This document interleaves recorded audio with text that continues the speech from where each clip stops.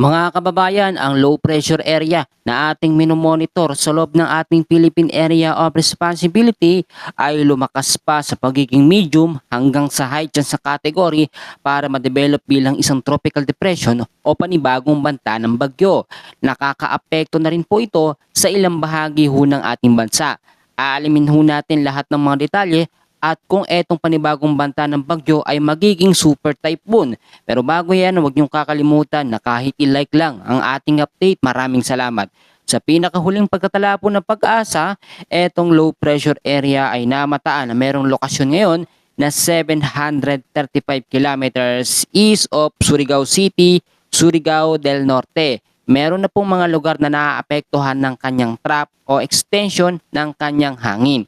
Ngayong hapon po na linggo hanggang bukas, hanggang sa Martes po ng hapon ay meron ho tayong inaasahan na 50 hanggang 100 millimeters sa dami ng pag-uulan ho sa Northern Samar, Eastern Samar, Samar, Biliran.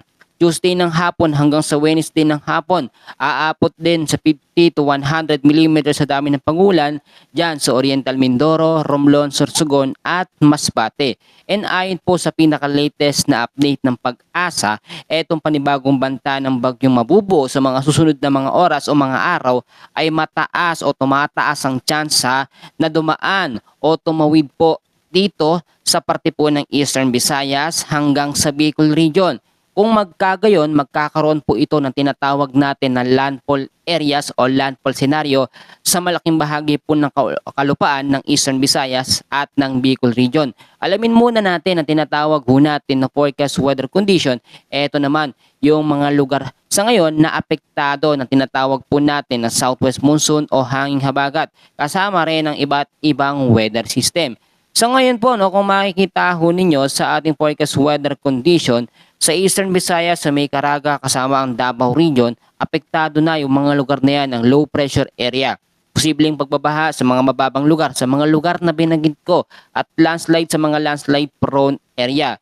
Diyan naman po sa may Ilocos Region, sa may Zambales, Bataan, Occidental Mindoro at Palawan, mataas ang tsansa lalo na sa hapon ng cloudy skies with scattered rains and thunderstorms dahil po sa habagat o southwest monsoon na patuloy pong lumalakas. Sa parte ng Metro Manila, nalalabing bahagi ng Luzon, Visayas at Mindanao, mataas naman ang tsansa ng mga localized thunderstorms lalo na po sa hapon at sa gabi.